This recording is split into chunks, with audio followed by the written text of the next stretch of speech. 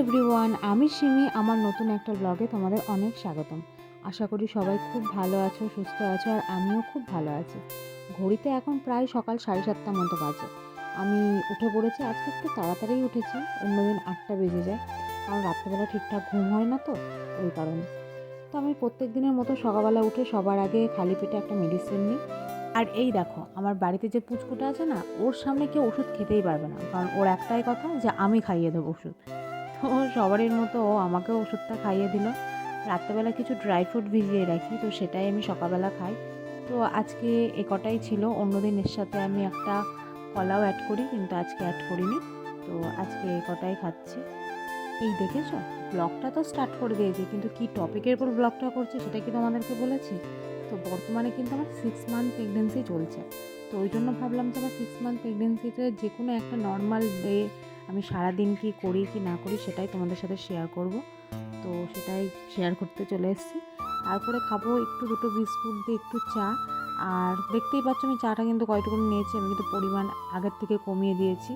কারণ এই চাটা খাওয়ার একটাই কারণ, আমার কিন্তু মানে সেরকম চায়ের নেশা নেই, কিন্তু জাস্ট ওই দুটো বিস্কুটটা দিয়ে চাটা খাবো বলেই নেওয়া, এছাড়া আর কিছুই না।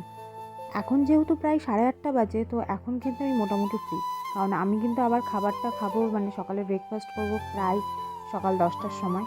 তো জানি একটু লেট হয়ে যায়, কিন্তু কিছু করার নেই, কারণ আমার তার আগে খাওয়াটা কোনোভাবেই পসিবল হয় না।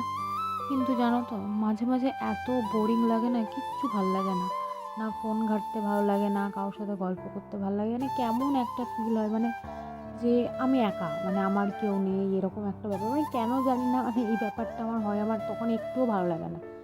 এটা একটা হয়, আর একটা হয় কোনো কারণ ছাড়া, মানে কোনো কারণই নেই, মানে বিনা কারণে আমি প্রচণ্ড পরিমাণে রেগে যাই। মানে কোনো কারণই থাকে না। পরে যখন আমার মাথাটা ঠান্ডা হয়, তখন আমি বুঝতে পারি যে কি হঠাৎ কেন আমি রিয়াক্ট করলাম, কি কারণে রিয়াক্ট করলাম, আমি কিছুই বুঝি না। তো ওগুলোর কারণ আমি সত্যিই বুঝতে পারি না যে কি, আমার মাথা একদমই কাজ করে না। তো যাই হোক, সকালবেলা কিন্তু বিছানা টিছানা আমি একদম ক্লিন করেছি। এখন বাজে ঘড়িতে প্রায় 10টা। তো এখন আমি করবো ব্রেকফাস্ট। আর আজকের ব্রেকফাস্টটা আমি করছি হচ্ছে একটা বড়া, পাতি লেবু, মাছ ভাজা, আর হচ্ছে ডাল। মানে এই খাবারটা যে আমার এত ফেভারিট, মানে তোমাদের কি বলবো। তো ভাত টাত খাওয়ার কিছুক্ষণ পর একটা ডাব খেয়েছিলাম, কারণ আমার বাড়ির গাছের ডাব বিক্রি করা হয়েছিল। তো সেখান থেকে কিছু ডাব রাখা হয়েছিল আমার খাওয়ার জন্য। তো সেটাই আমি খাচ্ছিলাম। আর আমাদের গাছের ডাবের জলটা সত্যি ভীষণ মিষ্টি।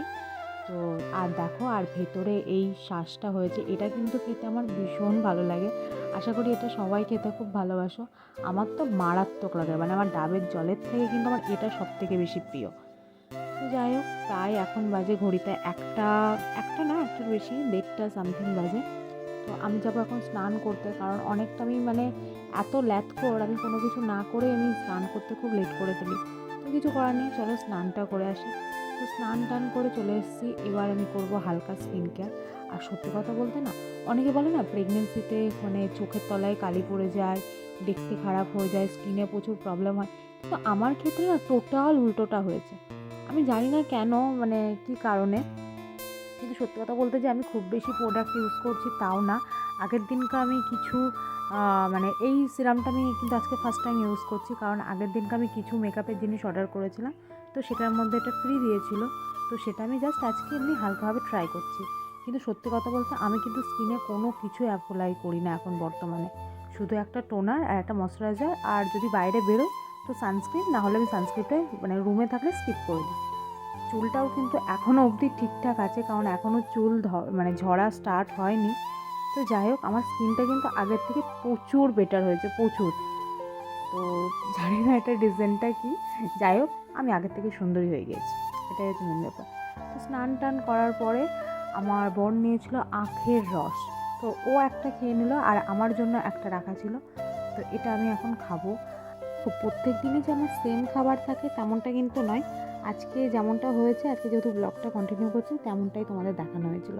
তো এবার দুপুরে ভাত খাওয়ার টাইম চলে এসছে। আর আজকে আমার খাবার ছিল দুটো বড়া, আর লাল শাক, আর হচ্ছে ইলিশ মাছ, যেটা আমার খুব ভালো লাগে।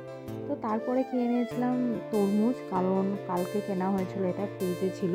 তো কালকে এক টুকরো খাওয়া হয়েছিল, মানে সবাই মিলেই খাওয়া হয়েছিল।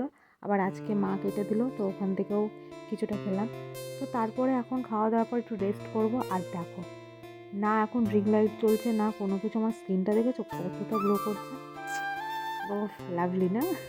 তো যাই হোক, সবাই কিন্তু একটা কমেন্ট করে, কী কমেন্ট বলো তো, যে প্রেগনেন্সি অবস্থায় যদি কেউ সুন্দরী হয়ে যায় না তার নাকি মেয়ে হয়। তবে জানি না এটা কতটা ঠিক। তো সন্ধ্যেবেলা আমার বর একটু চপ নিয়ে এসেছিলো, কারণ অনেক দিন ধরে ইচ্ছা করছিলো একটু চপ খাবো, কিন্তু আমাকে কেউ খেতে দেয় না, আমিও বাইরের খাবারটা খুব অ্যাভয়েড করি। ও নিয়ে আসতে চায় না যে আমাকে ফেলে ওরা সবাই খাবে, তো সেটাও ভালো দেখায় না। তো যেহেতু দুটো দুটো করে চপ আছে, আমাকে একটা কথাই বলছিল তুমি যে কোনো একটা খাবে, কিন্তু আমি তো সেটা শুনবো না, কারণ আজকে আমার ইচ্ছা হয়েছে খেয়ে তো নিই, তারপর যদি কোনো শরীর খারাপ করে তখন বুঝে নেব। তো একটু মুড়ি দিয়ে আমি একটু চপ খেয়েছিলাম। আর আলুর চপ ছিল, আর একটা যেটা খুব ভালো একটা চপ ছিল, সেটা আমার ভীষণ ভালো লাগে, এর আগে একদিনকে আমাকে টেস্ট করিয়েছিল, সেটা হচ্ছে তোমার স্টমাকের চপ। মানে সত্যি এটা মানে খুব ভালো খেতে, মানে ভাল লাগে বেশ আমার। তো দেখো ভেতরে পুরো স্টমাকটা দেওয়া, তো বেশি দামও নেয় না, এটা কিন্তু 10 টাকা করে নেয়। তারপরে খেয়েছিলাম একটা স্যান্ডউইচ চপ, এটাও অনেক দিন ধরে খেতে ইচ্ছে করছিলো, তো সেদিনকার মন প্রাণ ভরে খেয়ে নেওয়া হয়েছিল।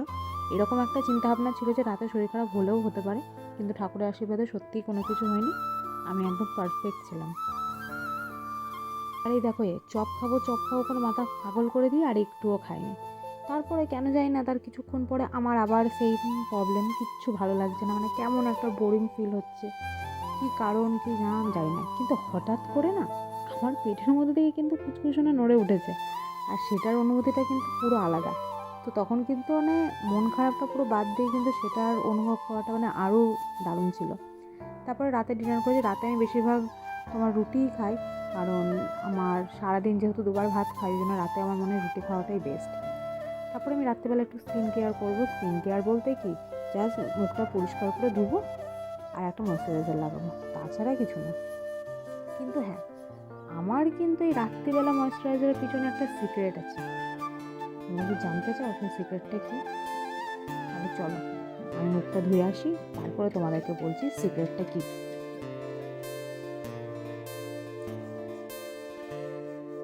তো আমি কিন্তু পুরো মুখটা পুরোপুরিভাবে ক্লিন করে এসেছি, এখন আমার ফেসে কিচ্ছু নেই। তো অ্যাট ফার্স্ট আমি যেটা ইউজ করবো সেটা হচ্ছে বায়োটিকের একটা টোনার। এটা আমি সবসময় ইউজ করি, এটা আমি অনেক দিন ধরে ইউজ করছি, মাঝে ছেড়ে দিয়েছিলাম, মাঝে অন্যরকম টোনার ট্রাই করেছিলাম, কিন্তু তবুও তারপরে আমার মনে হয়েছিল না এটাই বেস্ট, আমি আবার ঘুরে এটাতে ফিরে এসেছি। আর এটা হচ্ছে তোমার একদম ম্যাজিক্যাল একটা ময়শ্চারাইজার, যেটা আমার হোমমেড, আমি নিজে বানিয়েছি। তো তোমাদের যদি এটা তোমরা চাও যে নিজেরা ইউজ করতে, তাহলে কিন্তু আমাকে কমেন্ট করে জানিও, তাহলে আমি হোমমেড ময়শ্চারাইজারটা কিন্তু তোমাদের জন্য বানিয়ে আবার হচ্ছে আপলোড করব, তো সেটা কিন্তু তোমরাও ইউজ করতে পারো। তো যাই হোক, এই ময়শ্চারাইজারটা ইউজ করলে কিন্তু স্কিনে কোনো রকম ড্রাইনেস থাকবে না, ফেসটা প্রচণ্ড পরিমাণে গ্লো হবে। হয়তো এটার জন্যই আমার স্কিনটা গ্লো করছে, সেটাও হতে পারে, তো আমি ঠিক জানি না, কিন্তু এটা আমার দারুণ স্যুট করে। তো দেখতেই পাচ্ছ স্কিনটা কতটা গ্লো করছে। আর আমার প্রেগনেন্সিতে একটা প্রবলেম হয়েছে, সেটা হচ্ছে আমার স্কিনটা একটু ড্রাই হয়ে গেছিলো, তো ওই জন্য তো আমি এই ময়শ্চারাইজারটা শুধু শীতকাল না গরমকালেও কিন্তু অ্যাপ্লাই করা যেতে পারে, এতে আমার স্কিনটা প্রচণ্ড পরিমাণে ড্রাই হয়ে থাকে। আর রাত্রিবেলা এই যে আমার চুলগুলো, এটা আমি একদম মাথার উপরে ঝুঁটি বেঁধে নেবো, কারণ এটা আমার মানে ঘাড়ের কাছে থাকলে আমার প্রচণ্ড অস্বস্তিকর ব্যাপার হয়, তো আমার একদম ভালো লাগে না। তো ওই জন্য আমি একদম এখানে এরকম চুলটা একদম লক করে দিয়েছি, দেখতেই পাচ্ছ। তো যাই হোক, আজকের ভিডিওটা কিন্তু এইটুকুনি ছিল। ভিডিওটা কেমন লেগেছে তুমি আমাকে কিন্তু কমেন্ট করে জানিও। এবার আমি যেটা করবো, বিছানাটা ক্লিন করবো। বিছানাটা ক্লিন করার আগে আমার রাতের মেডিসিনটা আমি নিয়ে নিয়েছিলাম, কিন্তু সেটার ক্লিপ তুলতে একদম ভুলে গিয়েছি।